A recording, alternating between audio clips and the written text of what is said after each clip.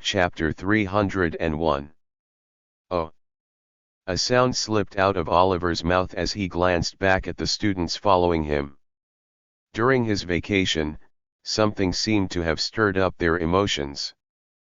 The previously unmotivated students were trailing behind Oliver, running to keep up with him. Although a few students fell behind due to exhaustion, their lack of motivation was no longer the issue. Oliver continued running while observing the students in tow, until the alarm clock in his pocket broke the silence. Beep. Beep. Beep. Beep. Beep. Beep. Beep. Beep. Beep. As the alarm clock rang, Oliver gradually slowed down his pace, eventually coming to a stop. The students following him also halted in their tracks, some collapsing from exhaustion. Most of them still lack physical fitness, as expected, Oliver thought to himself as he observed a red-faced female student gasping for breath and a male student sprawled out, panting heavily. Just as Oliver and Terence had assessed, the students had poor physical strength. However, Oliver felt quite satisfied with the current situation. Previously, they would have given up as soon as they were out of breath. Despite their poor fitness levels, they were now willing to push themselves. Compared to their previous lack of motivation, this was a significant improvement. Excuse me. A student raised their hand as Oliver called for a break to let them catch their breath. Yes, go ahead. What kind of training will we move on to next? We still have some time remaining. Oliver glanced at the clock.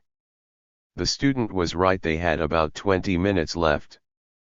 Thank you for bringing it up. Let's take a 3-minute break and then move on to strength training. Thanks to your active participation, we'll be able to conduct a proper evaluation. Oliver spoke with enthusiasm. Until now, they hadn't been able to carry out thorough assessments or training because the students weren't following instructions properly. However, to Oliver's surprise, the students appeared disappointed. Can't we proceed to mana training? Mana training? Yes, like checking the sequential flow of mana or practicing techniques to manipulate it. The student's voice trailed off, indicating they had something specific in mind. They seemed confident in their suggestion. Oliver had a rough idea of what they were referring to. In my opinion. The class ended a few minutes early, and Oliver stood upright outside the training room on the upper floor, waiting for Kevin. After a while, the door to the training room opened, and several students emerged. It felt like just yesterday was their first class, but now it seemed like a whole semester had passed. They appeared more composed and less fatigued than Oliver remembered. Their energy had increased. It was quite impressive.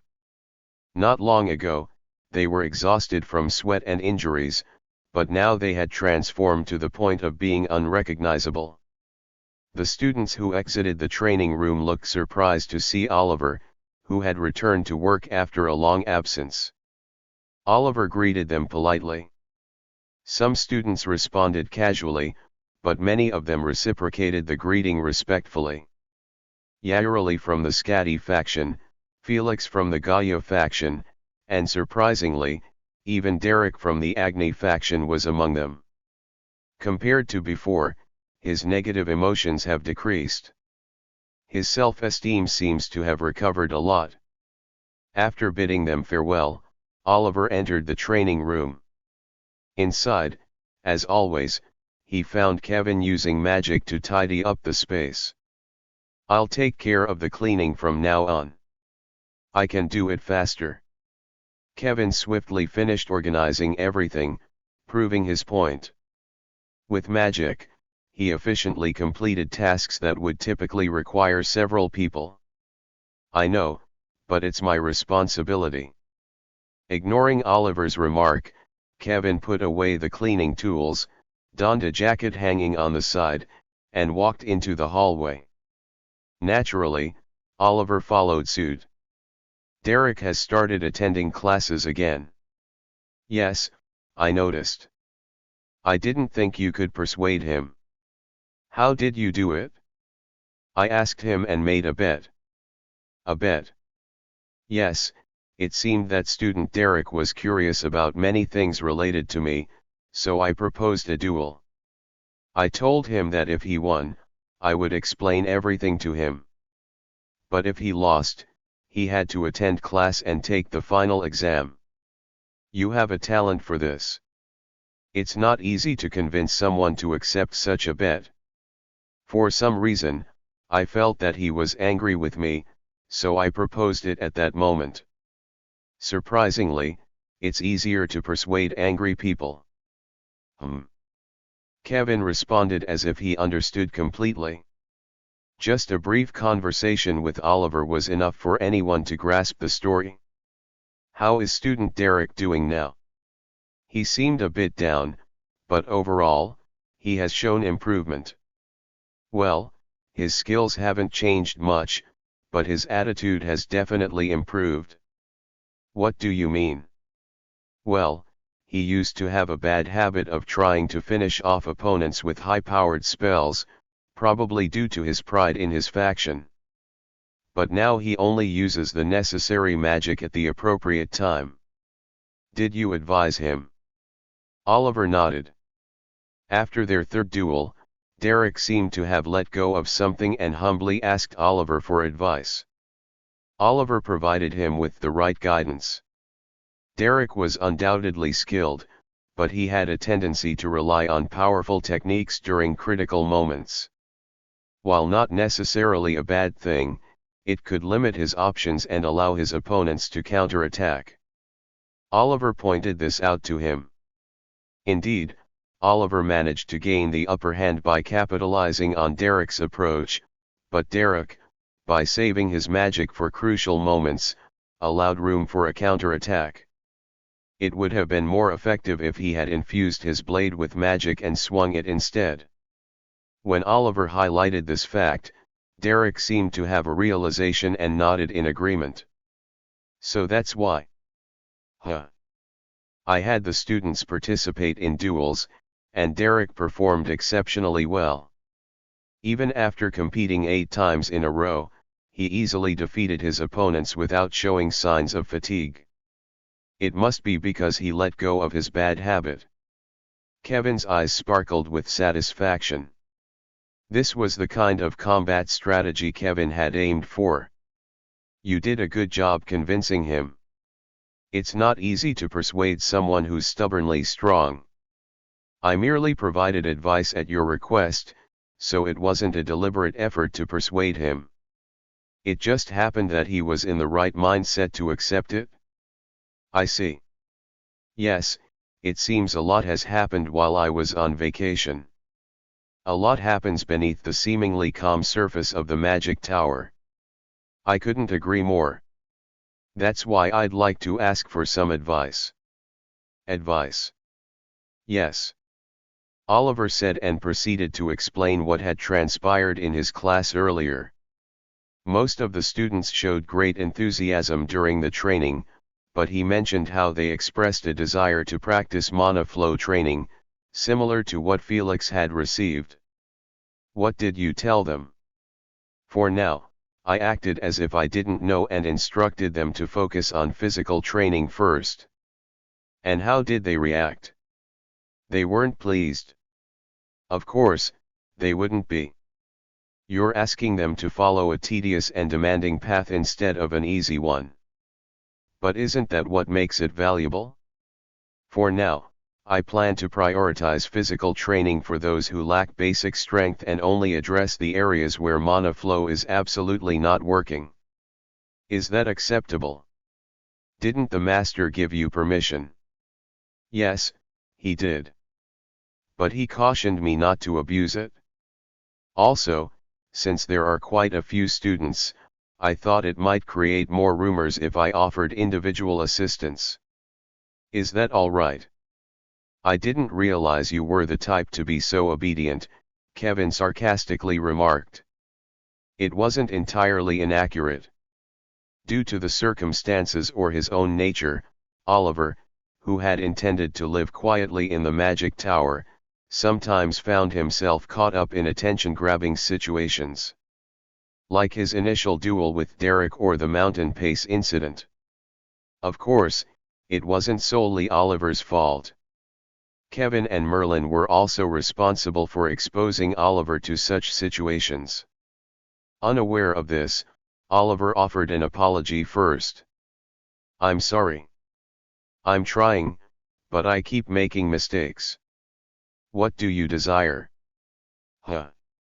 Do you wish to apply your teaching methods to the students under your care?" Upon hearing the question, Oliver fell into a momentary contemplation, preparing to respond just as they reached the faculty office. As Kevin opened the office door, they spotted Merlin sitting in the professor's chair, casually reading a report. "You've arrived." Merlin greeted them as though he were returning to his own domain. Kevin and Oliver instinctively responded, as if he had never been away. "Hello, Master. Welcome back, Elder." "Yeah, I'm back. Took a tad longer than I thought, what with a few side trips. But you're acting a bit cold, ain't ya? Your master's back after a good long spell. We are glad to have you back." Oliver spoke in his usual stoic manner, and Kevin followed suit. "I'm also pleased. However, I feel less welcoming when you invade my lab without permission and read reports." Kevin's words were genuine. He had an authentic relationship with his master. "I've got a couple things to sort out. First up, cut it out. A master has every right to butt in and shake up the peace of their disciple's personal life. That's a fair call." Kevin's discomfort escalated. "Second, this report's not yours. It's your junior's." Merlin pointed at Oliver. Upon closer inspection, the report appeared familiar. It was a report about Eve that he was going to give it to the Moirai faction. "How did you come across it?" "I found it in a drawer." "Ah. I meant, how were you able to retrieve it even though I had locked the drawer?" Merlin pulled out a large bunch of keys from his pocket. There were so many keys that they jingled whenever he moved. "Didn't I chinwag about it before? I can turn up anywhere, anytime, and I've secretly rigged up a few contraptions around the tower for getting about. In the same breath, I've got all the keys to unlock any lock in the tower. Opening a drawer's a piece of cake. Wasn't that just a joke?" This a bit of a jest too. Although it didn't seem like a joke, Oliver didn't argue. "Still, I owe you both an apology for barging in and taking over your space, and for giving the report a look. I'm not planning to square this away, but I am sorry." Merlin's magical barrier made it impossible to read his emotions, but his apology appeared genuine. He was sorry but had no intention of changing his behavior. Kevin seemed to understand this. Is this how someone who is apologizing should behave? "You wouldn't swallow it even if I said I wouldn't pull a stunt like this again, right?" "That's true. See? I had to pop around like this because of the rumor." "A rumor?" "Yeah, about a solver bloke named Dave who's been flashing some intriguing skills while knocking over a well-known druid in Landa. For instance, he managed to wrangle the world tree and even made a chinwag with and calmed down Eve." Kevin looked at Oliver in surprise, hearing about Eve for the first time. Oliver inquired, "Elder, have you been back for a while?" "Oddly enough, I just came back today. Like I've told you a stack of times, I've got plenty of snoops whispering tales to me." "Ah. And I'm a bit curious about what happened next." Merlin shook the report that Oliver had written with interest. What'd you say to the ticked off Eve? I didn't say much. I simply asked her to be patient for a while. Oliver responded as if it were a trivial matter. Chapter 302. Whoosh. In a mansion atop a snow-covered rocky mountain, 3 men had just finished their meal. Seated around the table were Archiver Merlin, Kevin, a master wizard and professor of the tower, and Oliver. Oliver, using a snow-white napkin to wipe his mouth, expressed his gratitude to Merlin, who sat at the head of the table. "Thank you for the meal, Elder. I'm stoked. I found it enjoyable." "Couldn't help but notice at brekkie too, you've got quite an appetite," replied Merlin, gesturing at the towering stack of dishes next to Oliver, once filled with thick steaks but now emptied by his voracious appetite. "The wooden puppet golems took good care of me. I told them to keep the grub coming till you were full. All good now, mate." Oliver rolled his eyes, took a moment to think, and then nodded. "Yes, I had a good meal." "Happy to hear that. What about you, Kevin?" "I also had a satisfying meal." "Good on ya. Was a bit worried you'd knock back my invite again. The older ya get, the scarier a no feels, eh? I had some spare time today, and I wanted to hear from that guy." Kevin gestured towards Oliver, referring to none other than Eve, and Merlin concurred. "I'm keen as mustard to hear about it. That's why I went through the trouble of inviting me disciple for a feed." "Dave." "Yes, Elder. You actually told the angry Eve to be patient." "Yes, surprisingly, she seemed receptive to human speech." Oliver recalled the situation and answered. "Eve, freed from the druid's bind, exuded intense anger and hatred towards all. It was unclear whether it was because of Shamus or accumulated information, but Eve seemed ready to lash out at anyone she could." While silently observing this, Oliver made a request to Eve. "Could you please not be so angry and bear with it?" "Why'd ya go and do that?" Merlin asked, curious about Oliver's reasoning. "Well, isn't that the norm?" Oliver responded, assuming it was self-evident. Oliver believed that it was reasonable not to encourage someone to act recklessly, especially considering the power and will of Eve, who was a world tree. "Sorry mate. Should be obvious, but when ya say it, it feels right." Merlin's response carried a sense of contemplation, leaving his emotions somewhat ambiguous. Perceiving their reactions, Oliver was perplexed by what he might have done to evoke such responses. Was there something unusual in his approach? "Let's get a wriggle on. What went down after you put forward the request?" Merlin redirected the conversation. "As I mentioned earlier, Eve calmed down. It seemed like she was suppressing her anger, but she didn't appear as threatening," Oliver recounted. "And then?" Kevin inquired, sipping his after-dinner coffee. "As promised, I asked her to secure the location of the ABC investment fund information. Eve found and saved the data at an astonishing speed. It was truly impressive. Well, considering Eve is essentially a world tree, such abilities are only natural." "Indeed. Nevertheless, witnessing it firsthand was remarkable." "What happened next?" Merlin continued his inquiry. "I advised her not to get too angry again and then told her she could leave. She seemed like she wanted to depart," Oliver concluded. Oliver's demeanor was as if he were parting ways with a casual drinking buddy he had met at a bar, despite being aware of the true nature of Eve through the book Merlin had given him. His behavior was so unconventional that even Archiver Merlin found it hard to comprehend.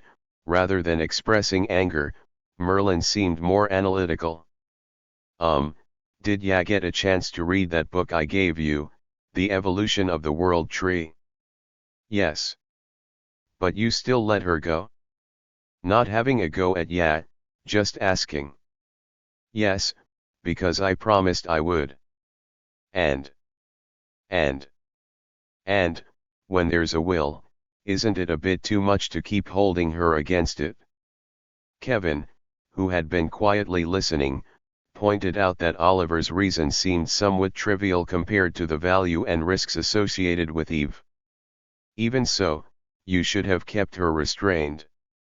Having Eve with us could have revolutionized the study of the world tree, possibly surpassing even the Druids, Kevin suggested. I'm sorry. I did think of that right after I let her go, but it was too late. Couldn't you have bound her again? Kevin asked, considering the possibility. Oliver contemplated the idea of restraining Eve once more. While it wouldn't be easy due to her resistance, it might not have been impossible either. Was it a 50-50 chance? After a moment of thought, Oliver shook his head. I'm not sure. But isn't breaking a promise a bit too much? What if Eve can't control her anger and goes on a rampage? She might not cause physical harm, but she could wreak havoc using the power of the world tree, Kevin warned, emphasizing the potential consequences. Kevin's concerns were valid, as the damage caused by Eve's actions would be hard to predict. If she were to expose the scanned records and secrets stored in the world tree, chaos could engulf the world, given the many individuals with dark secrets. She won't do that. She agreed when I asked her to endure. What if she changes her mind? There's nothing we can do about that, is there? Oliver responded with a hint of resignation.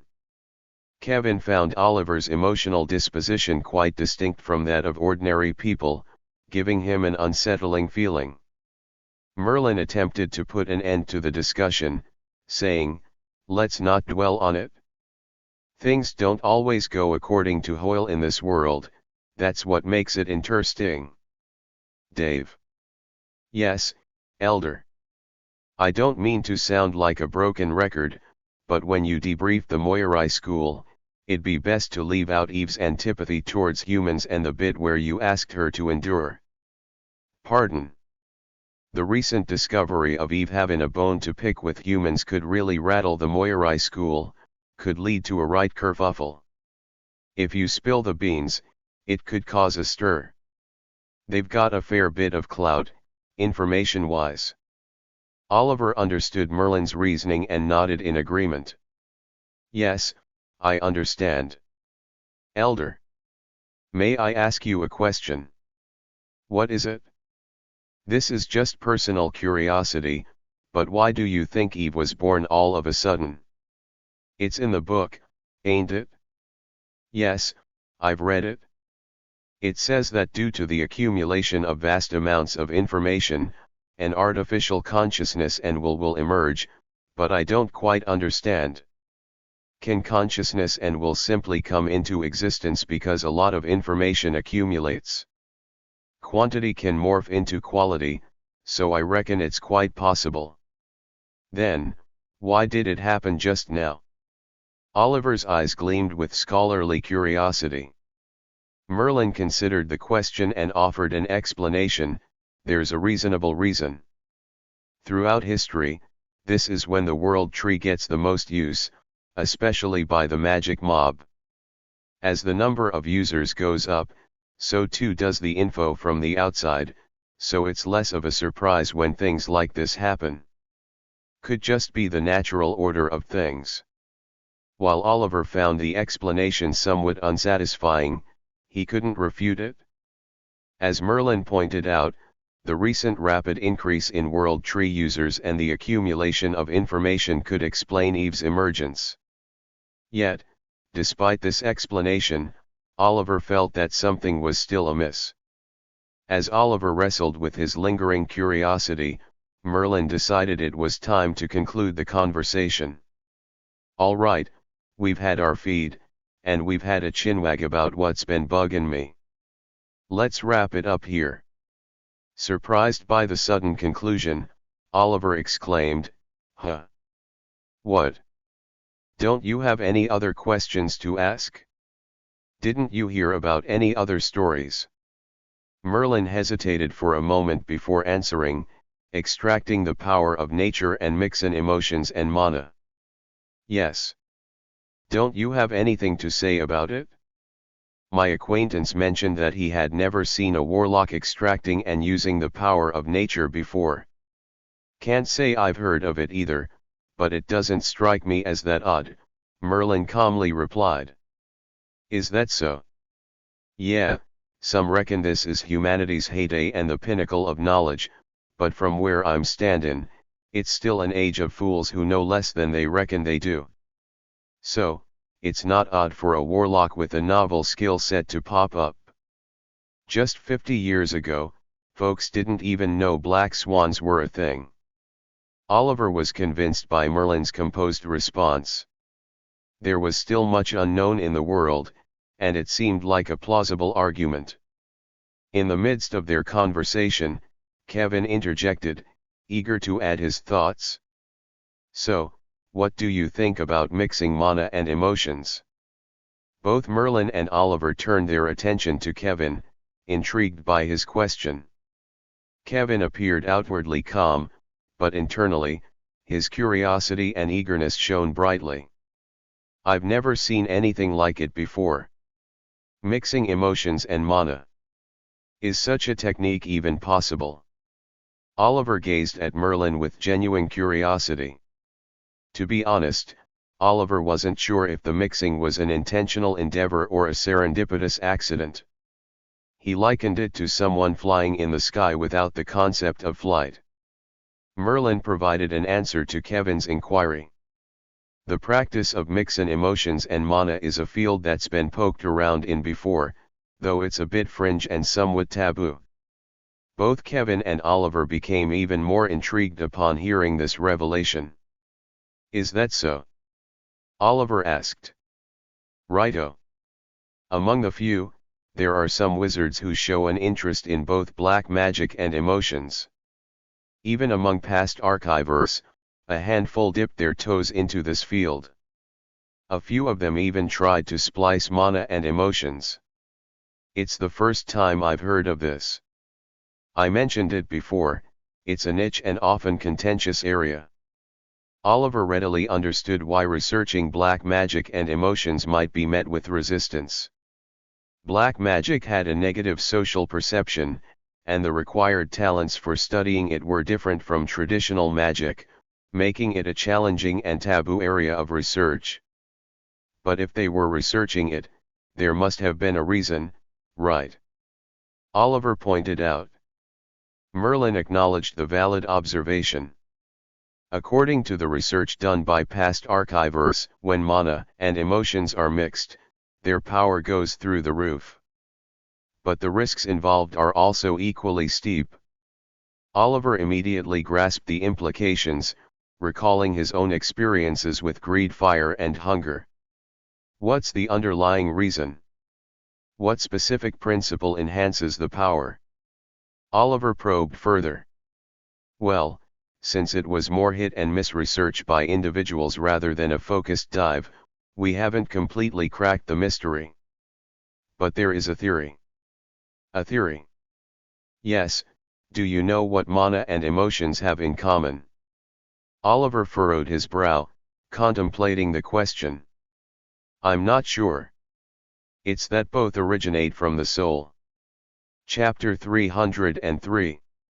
Emotion, mana, and life force, all three were said to originate from the soul, according to Merlin's theory. Of course, it ain't set in stone. Just a theory, mate. There's other yarns out there sayin' the origin of magic is in the body, mind, or noggin, and beefin' up the body can also give your life force a bit of a boost. Despite the uncertainty, Oliver found himself intrigued. He recalled a similar story he had heard in the past when he first came out of the mine and followed Joseph. Anger, sadness, hatred, emotions are a form of energy that stems from the soul. But what piqued his interest was whether these connections were convincing enough. Why does it matter if emotions and mana combine to enhance power, and both originate from the soul? It's all just guesswork, but if mana and emotions both sprout from the soul, then mix and ain't just about adding their power together. At that moment, Oliver grasped Merlin's point, and the wizard quickly confirmed his understanding. If mana and emotions are brought together, it's like getting closer to the source of power, the soul. It suggests not just getting tougher, but also climbing the ladder to a higher level. Yeah, no. Oliver readily accepted this idea. In reality, when he mixed mana and emotions, the power didn't merely grow stronger, it gained a kind of desire, a will. There were ample examples to support this notion. The greedy fire and hunger consumed everything voraciously, increasing their lifespan and size. The fierce thunder and fierce wind unleashed all their might as if venting their anger, completely obliterating their opponents. Perhaps it was a more fascinating phenomenon than just becoming more potent. By the way, the artificial soul created by Mr. Puppet also mixed life force, emotions, and mana. I tried to emulate that as well. It wasn't an easy feat, though, Oliver reminisced. He recalled the small amount of artificial soul he had created during the battle against Bathory and Duncan. Then, he shifted his gaze to the corpse dolls Warlock, Sniper and Duncan blended among the fighter crew members. They were minions crafted with life force and emotion, following Puppet's research, but they were a step above minions, they were children. Like the greed fire, fierce thunder, fierce wind, and hunger, they were shouting with will and emotion. Kill! Kill it! Pop the eyes out! Guard, raise your guard! Guard! Corpse doll Warlock, housing first, cheered while climbing on the stadium fence, and Sniper, housing second, trembled with his gun, ready to shoot at any moment. Duncan, housing fourth, watched the match relatively quietly with the arms folded but occasionally shouted advice loudly. Incidentally, their cheering was directed towards one of the two glutton bags fighting in the stadium, Big Mouth. Is the smaller one your glutton bag, Dave? A man next to Oliver asked. The man was Paul Carver, who had become the city's Minister of Internal Affairs. Paul Carver had detected and preemptively resolved the ABC incident that had shaken Landa, earning recognition from the city council and securing the ministerial position. This had become a significant topic of discussion, both in public and underworld circles. Everyone speculated on the impact that competent city official Carver, known for his excellent reputation in Landa, would have as the Minister of Internal Affairs. Such was the magnitude of Carver's standing, and surprisingly, he even disguised himself to visit District X and meet with Oliver. Yes, the slightly smaller one is my glutton bag, Big Mouth. It has a name. Yes, it asked for it. Oliver recalled the moment when Big Mouth requested a name and replied. Huh, that's interesting. I've heard that the more powerful a black magic item, the stronger its consciousness, but asking for a name is quite remarkable. Oh, how did you know? Well, since my position has risen, I've been studying to suit it. But, you must have become quite attached to it, giving it a name and all.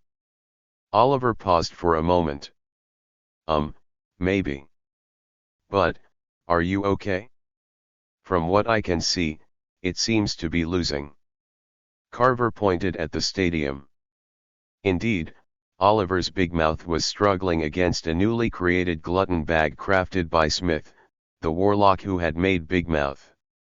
It's because the size of the glutton bag that Smith created is bigger than Big Mouth. It overwhelmed Big Mouth with its strength, not only beating it one-sidedly but also performing a military press slam. Gukruk.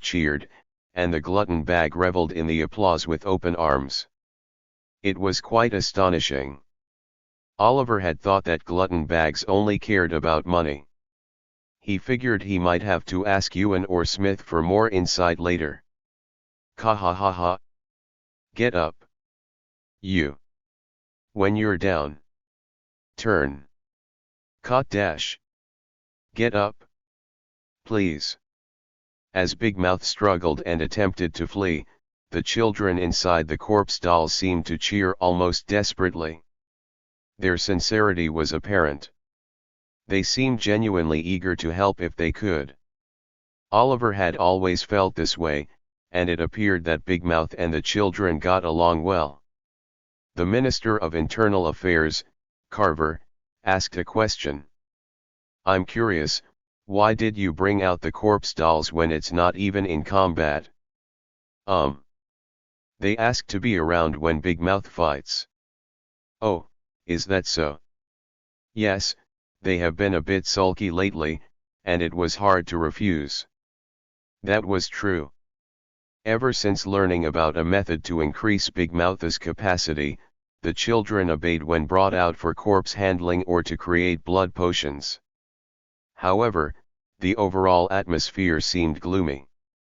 Even though Oliver compensated them with plenty of food, they gazed back silently, emitting emotions of betrayal, fear, resentment, and other emotions for unknown reasons.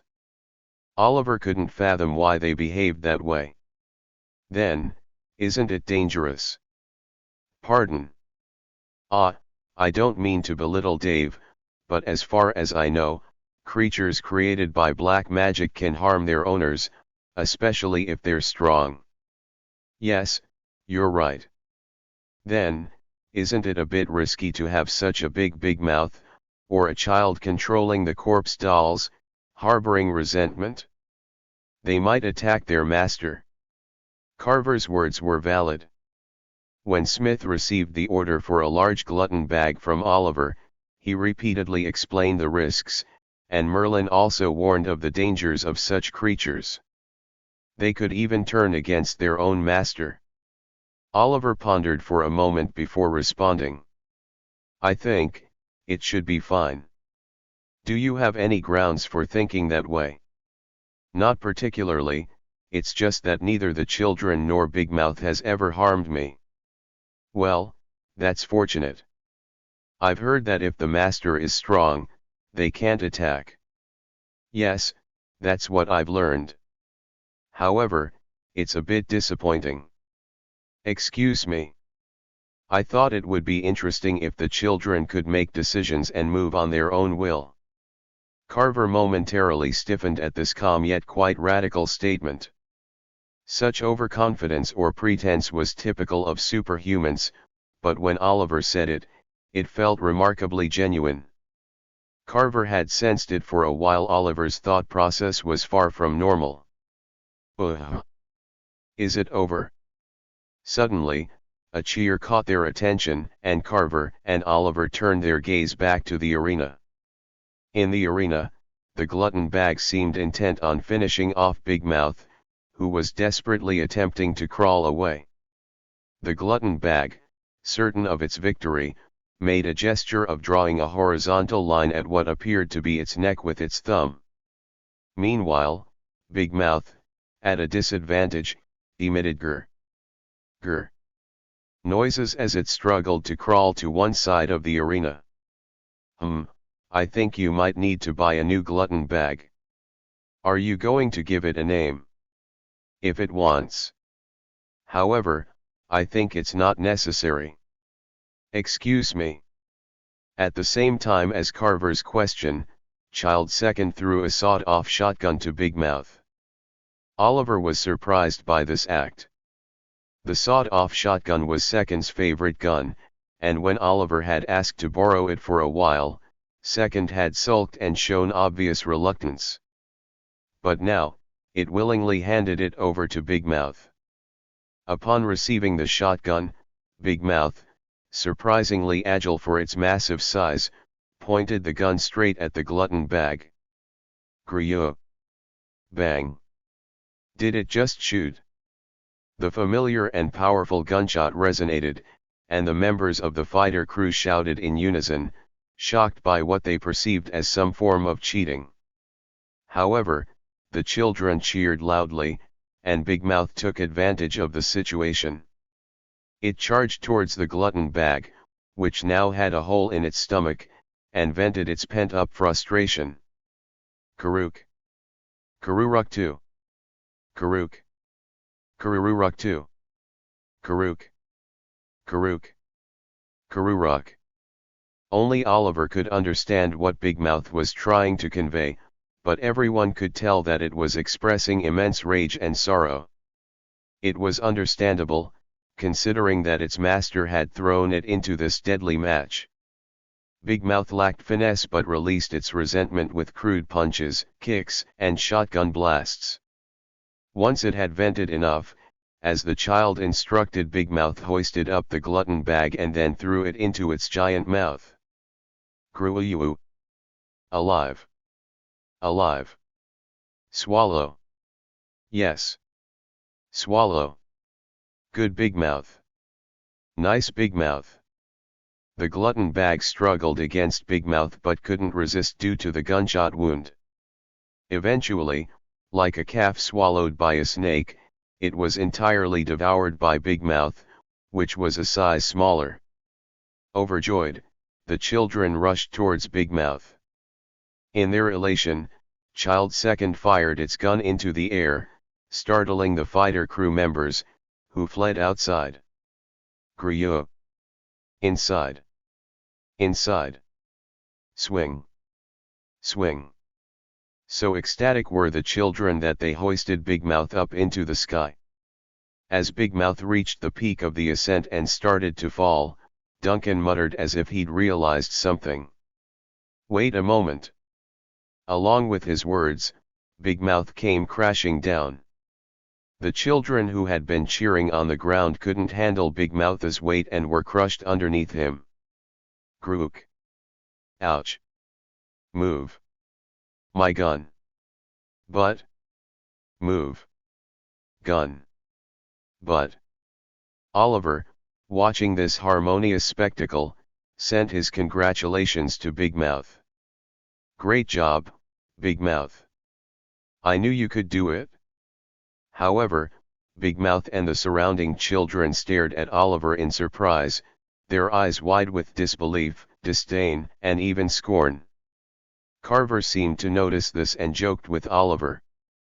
It seems that Big Mouth and the children might turn on Dave. Yes, that's a possibility. Despite the brutal joke, Oliver remained calm. He believed it wouldn't be too bad if that actually happened. Anyway, thanks to you, I've had quite a show. Let me repay you. Carver pulled out a file. What's this? It's the latest information on the Ark Orphanage. I came to deliver this. Oliver immediately took the file and checked the contents. It contained the financial status and recent developments of the orphanage. Honestly, the situation isn't very good, Carver said, and Oliver nodded. According to the data in the file, if the current financial difficulties continue, the orphanage children may be sent to other orphanages, and some older children may be forced to become independent earlier. Oliver, who had lived in an orphanage, knew how dangerous this could be. They could be crushed under the weight of living in another orphanage, starve, get beaten to death, or die from overwork in an industrial front line at a too young age. Were they not able to secure the operating funds again? Yes, it seems so. Even though God's mercy and love are infinite, money is finite. Without realizing it, Oliver nodded. You found out quite quickly. Don't mind it. I'm just trying to put some pressure on Dave. Don't feel obligated, but do feel obliged. Are you joking? Carver chuckled. Half joke, half truth. I want to maintain a good relationship with Dave. For the sake of the city. Just like when he first proposed it, Carver said this sincerely. Of course, his feelings were selfish, but they were not malicious. He intended to secure safety and profit through a healthy contractual relationship. Of course, feelings can change, but there seemed to be no problem at the moment. Of course, you don't have to answer right away. You can think about it for a week. I accept. Pardon. The unofficial alliance with the city. Are you serious? Yes, since you said there's no need for me to feel pressured, I think it's a good idea. That's true. I have no intention of causing you trouble by mentioning our relationship awkwardly. Thank you. But could you do me one favor? Carver stood up straight. Please tell me. I'll give you access to my bank account. Can you regularly donate just the amount necessary to the Ark Orphanage on behalf of the city instead of me? Chapter 304. A donation? Carver asked with surprise. Yes, Oliver replied. Carver looked at Oliver for a moment, then nodded in understanding. Yes, I understand. It's not too difficult as long as you provide the funds. Thank you. Here, Oliver said, pulling out a bank book from his belongings. Inside the bank book lay an impressive sum of 1 billion, a success fee he received for the ABC commission. It was a fortune that could rarely be acquired without special abilities, natural business acumen, or immense luck.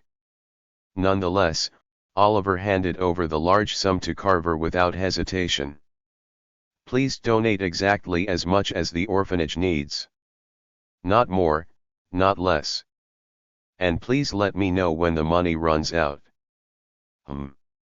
Yes, I understand, Carver replied hesitantly. Do you, by any chance, wonder why? Honestly, it would be strange if I didn't. Oliver's interest in a fallen paladin and the orphanage piqued curiosity. But Carver interrupted before Oliver could reveal his reasons, expressing that he didn't want to know. This city is complicated, and so are the people who live here. I know this better than anyone else who has worked as a public servant. That's why I try not to get involved in other people's affairs unless it's absolutely necessary. It's less mentally exhausting that way. I see. All I care about is the prosperity of the city and the people who will help it prosper. Aside from that, I don't care what you're interested in, Dave. Even if I am curious. Carver's straightforward goals and conviction impressed Oliver. He was one of the few people he had encountered in Landa with such clarity of purpose. But, could you promise me one thing?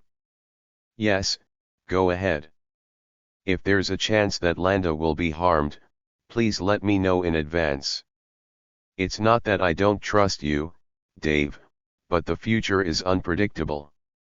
It may sound trivial, but if you suddenly cause harm to Landa, I won't stand idly by. Carver meant his words seriously, fully aware of their weight.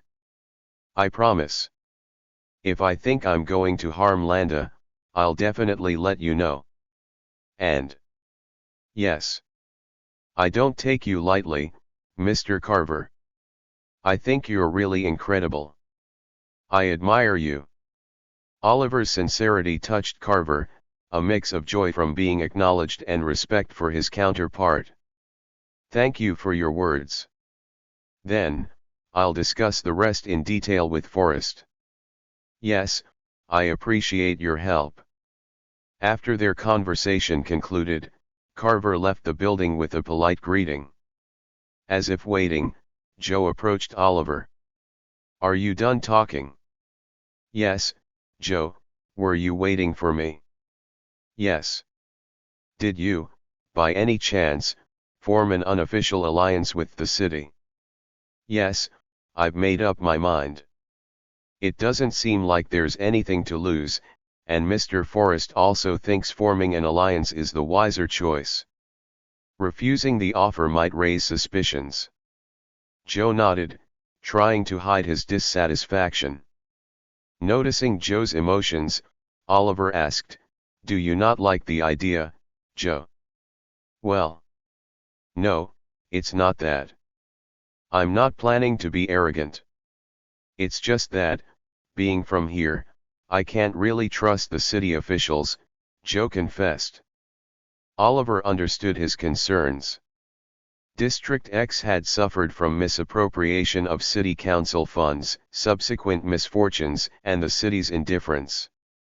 Trust in the city varied by district in Landa, with the wealthier areas being more trusting than the poorer ones. Landa is indeed a complex city. There might be some circumstances, right?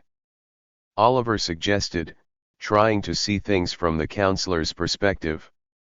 Joe seemed to understand but still showed complicated emotions, finding it hard to fully accept the situation. Changing the subject, Joe asked, "If it's okay with you, may I ask when we can ask for your guidance again? Some people, not just the newbies, want to get a checkup from Dave. I hope you can spare some time for them, even if it's inconvenient. It's not a bother. I have much to learn from all of you as well, so don't worry." "Thank you. But, could you wait for about 2 weeks? 2 weeks?" Joe seemed surprised. "Yes, I have some work to do." With the final exam approaching, Oliver was already overwhelmed with his magic tower responsibilities. Preparing for the exam was a demanding task, and he had various other duties related to his position as a personal staff. Joe seemed disappointed but understood the situation, nodding in agreement. "I understand. I'll wait during that time." "Don't just wait and waste time. Could you please fill out this file for the next 2 weeks?" Oliver handed Joe a folder. Joe looked through it, puzzled, and asked, "What is this?" "It's a list of tests. Please conduct physical tests as written there, classify grades, and evaluate each person's mana skills and black magic skills, even the ones you are not confident with."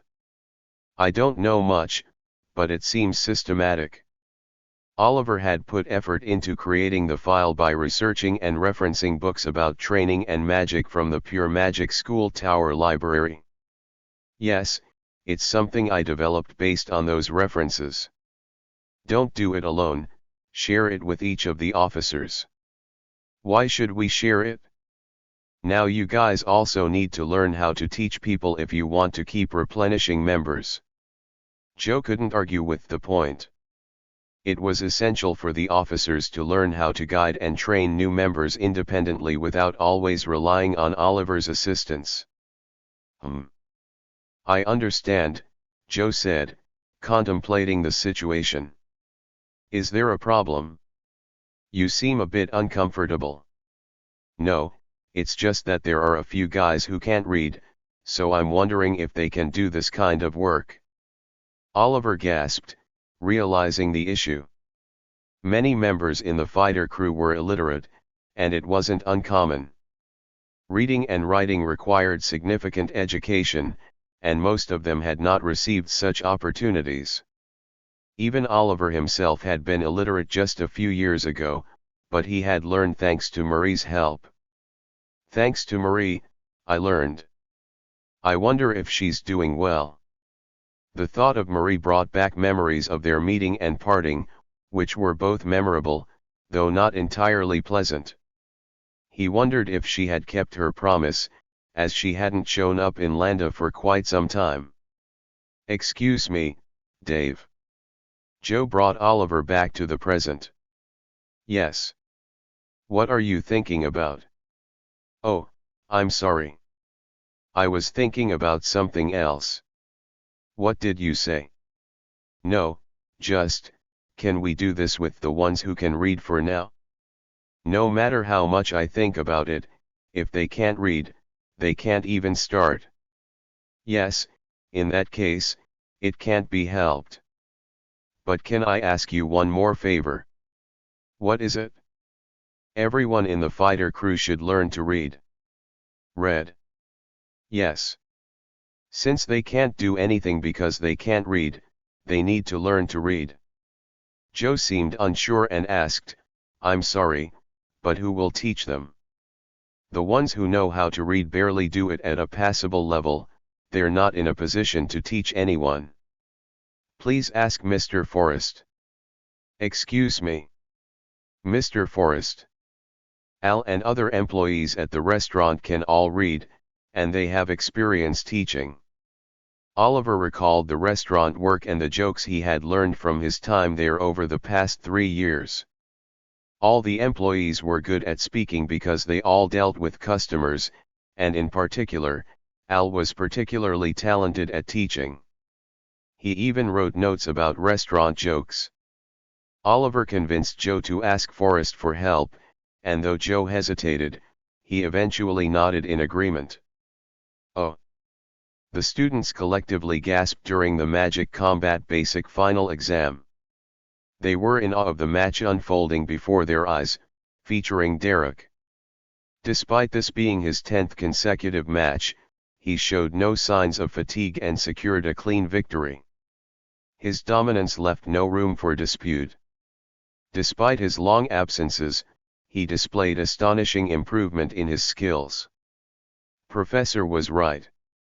He has really improved, Oliver remarked, impressed by Derek's performance.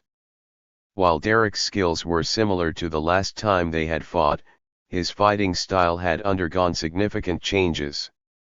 In the past, he heavily relied on powerful fire magic as his primary strategy, using other spells only as secondary options. However, now he exhibited a more versatile approach, adapting his magic depending on the situation. For opponents with strong firepower, Derek purposely drew them into close combat, using his swordsmanship to overpower them without relying on special magic. On the other hand, if the opponent excelled in close combat, he countered them with high-powered fire spells.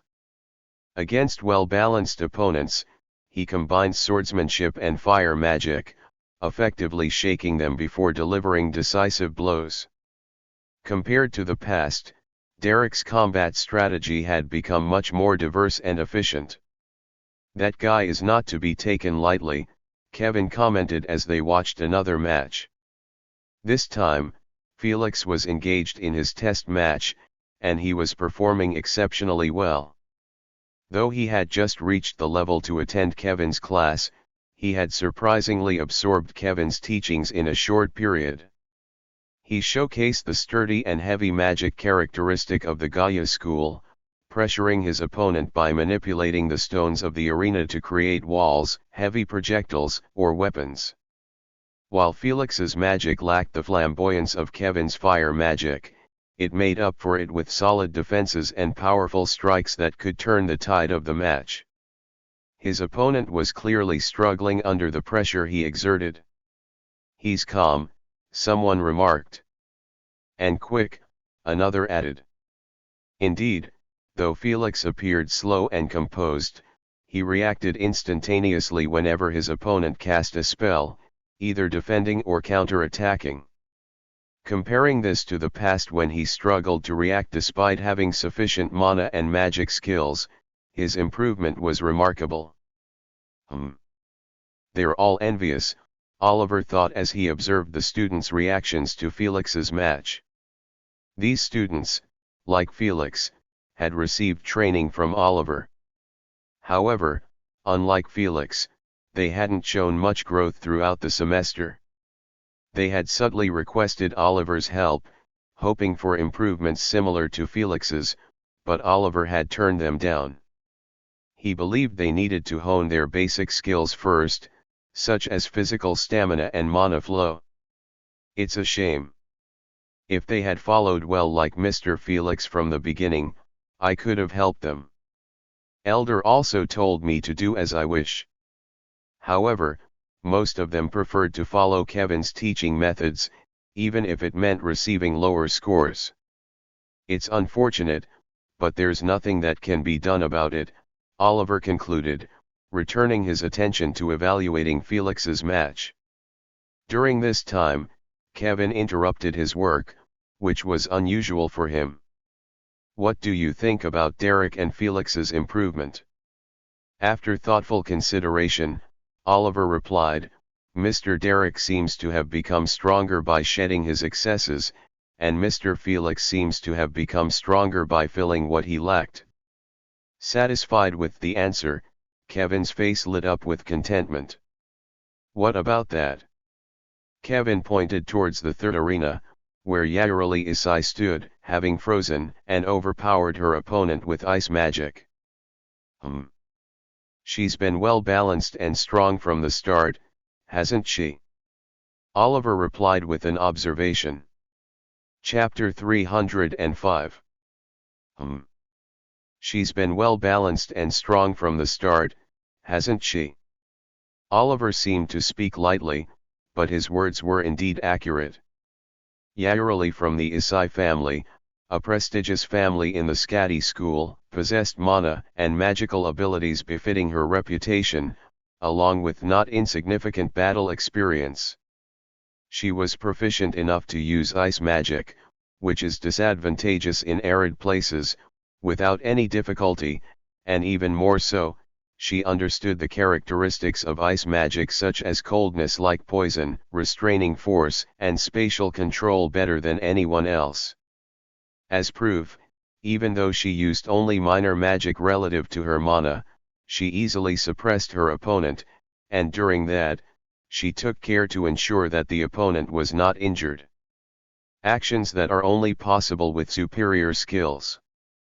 Perhaps because of this, both the students who faced Yareli and the ones watching developed positive feelings such as affection and admiration for her, regardless of their gender. She looks a bit tired though. Oliver thought, piercing through Yareli's emotions. Well, it might not be that strange. Most students at the tower were always mentally and emotionally tired due to the pressure they each had. There were exceptions, but they were relatively few, and even those from prestigious families were no exception. From what Oliver had seen so far, the expectations seemed higher for those affiliated with prestigious families. Everyone must be struggling. Oliver thought, writing an evaluation sheet for Yareli with Kevin. Shick. Shick. Shick. After a while, the sound of writing stopped, and Kevin, resetting the timer on the clock, asked. Felix and Derek fought all the way to the last, the 10th match, didn't they? Yes, Mr. Derek and Mr. Felix are finished. Ms. Yareli still has one last match left. Oliver replied, checking the evaluation sheet he had written. The final exam for Magic Combat Basic was tough, forcing students to compete against each other according to the brackets set by Kevin. Each student had to compete 10 times in a row. As a result, apart from a few students like Derek or Yareli, most of them were exhausted. But still, it has to be done this way. Magic combat is a lesson for the reserve wizards, and war is not a competition. Only by pushing oneself to the extreme will it be helpful. When the students were shocked by the intense exam method different from other magic combat classes, Kevin had said so. To Oliver, it didn't seem so wrong. Unexpected situations would occur more frequently in life or death battles. This approach would be much more helpful. Of course, not in terms of grades though. Oliver thought, recalling the students who had taken the previous exams.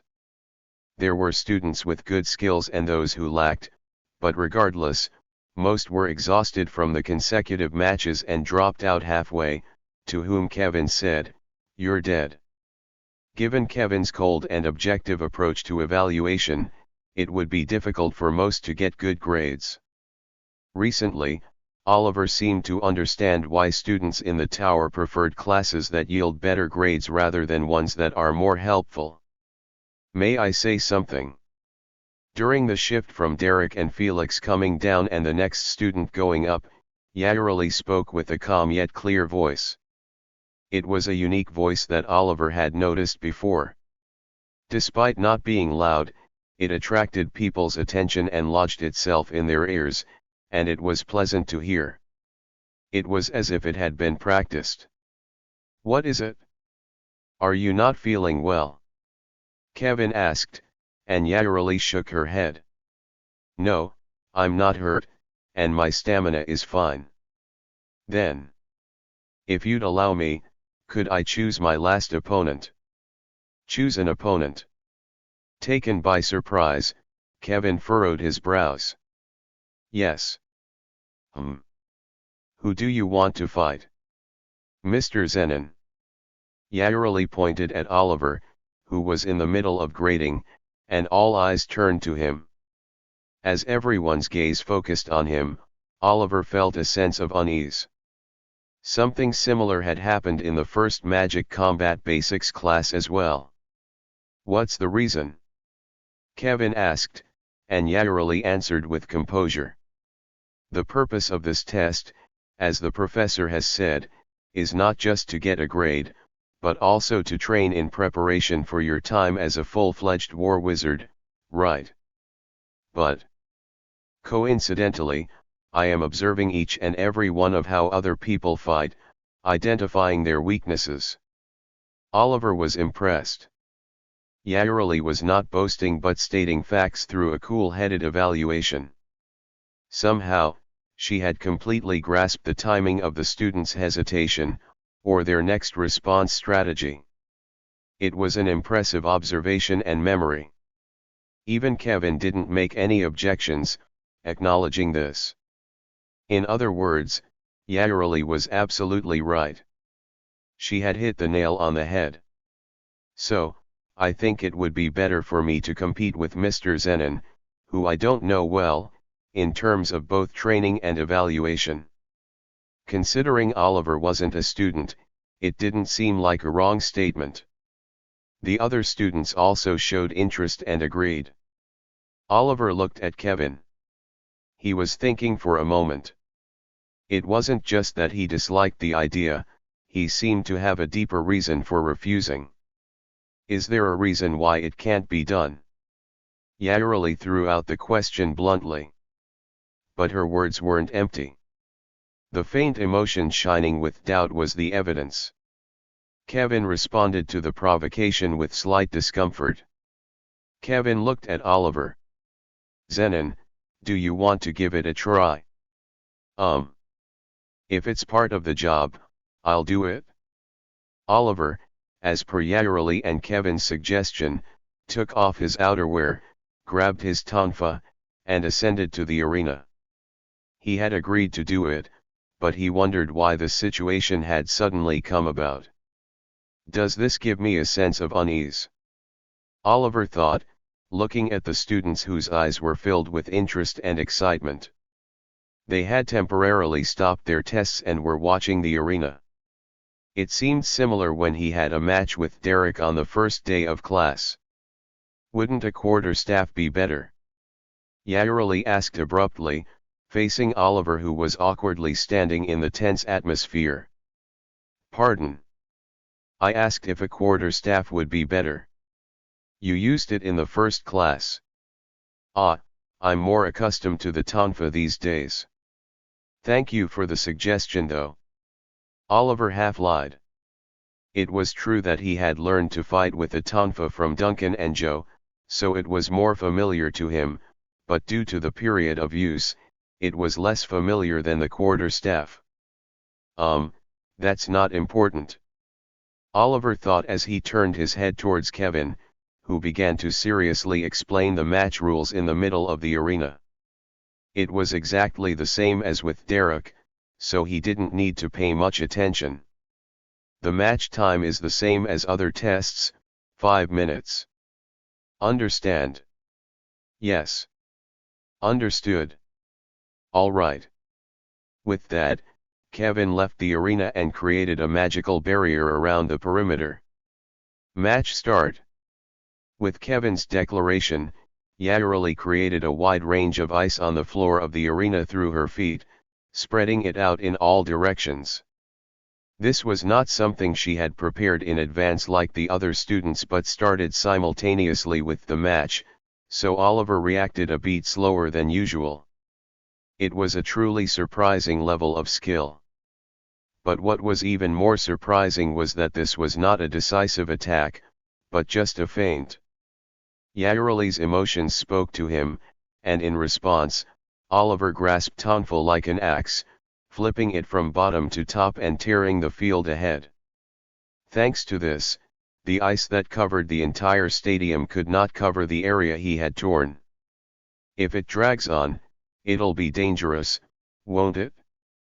Oliver thought, watching Yairali's game and her emotional state in front of him. She was at a disadvantage because she used a poison-like cold to decrease her opponent's physical function, and ice-like traps to dominate the space and slowly press her opponents. It would have been fine if he just lost, but something was uncomfortable. Although faint, it was because Yairali had shown a desire for doubt and confirmation toward Oliver.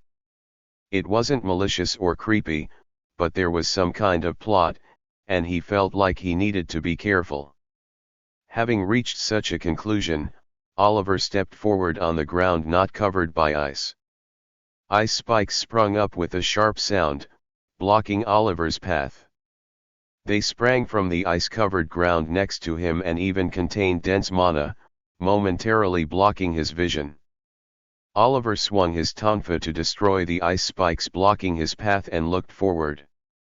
Yairali was not there. Swish bang. As soon as Oliver confirmed that Yairali was missing, he emitted mana from his body, sensed his surroundings, and swung his tonfa like a whip, knocking off the ice darts flying from the side. Sharp ice shards flew in all directions with a crisp sound like a glass cup breaking, and he could see Yairali beyond. She quickly moved across the frozen ground and threw another ice dart. Thud thud thud thud thud, swish.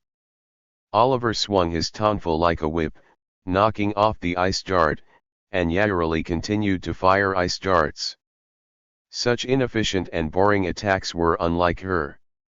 Oliver soon realized her scheme. Swish. Swish. Out of the numerous ice darts, Oliver broke only 2, twisting his body to avoid the rest. When the unbroken ice darts hit the magical barrier, a powerful chill was released, frosting the surroundings. Yairali, who had been figured out, tried to prepare a large attack using the ice on the ground, but as soon as Oliver saw this, he threw his tonfa like an axe, interrupting the casting of her magic. Whether it was magic, black magic, or physical combat, the most efficient method was to block before it unfolded. Surprised by the more aggressive offense than expected, Yairali looked at Oliver with a startled expression. But it was not over yet. The tonfa that Oliver threw stuck to the ground, and Oliver pulled on the installed magical string to approach Yairali quickly. He needed to brace against the slippery ice-covered ground. Ice magic. It's the exact opposite of fire, but they're similar. Oliver thought, pinpointing that both heavily influenced the surrounding environment and seized space through widespread magic. Yairali was momentarily flustered at the sight of Oliver closing the distance quickly, but soon calmed down and cast a spell, thanks to her vast practical experience. Frost breath. Yairali swallowed the cold air around the arena and spat it out at Oliver. A sky-blue chill that ripped through the skin and degraded physical functions. Because it was accurately fired while approaching, Oliver decided not to avoid but to break through it head-on. A punch full of mana with one hand holding the tonfa. Boom. The punch full of Oliver's mana extended toward the incoming sky blue chill, and amazingly, the chill spread out as if it had lost its focal point. Swoosh! This was a possible result, as he enhanced his power with mana and targeted the weakness of the technique. The students watching outside the arena marveled at the brief offensive and defensive match. Oliver, who stopped a few steps in front of Yareli. Despite her magic being destroyed, Yareli did not panic, but gathered the frozen ice on the ground to prepare for a counterattack. As soon as Oliver saw this, he pulled back the tonfa connected with the mana string, aiming it at Yareli's shoulder. Smack! Yareli not only used the gathered surface ice as a shield to block Oliver's attack, but she also fixed the embedded tonfa to freeze Oliver's hand along with the tonfa. A meticulous counterattack that would make a mistake if taken lightly.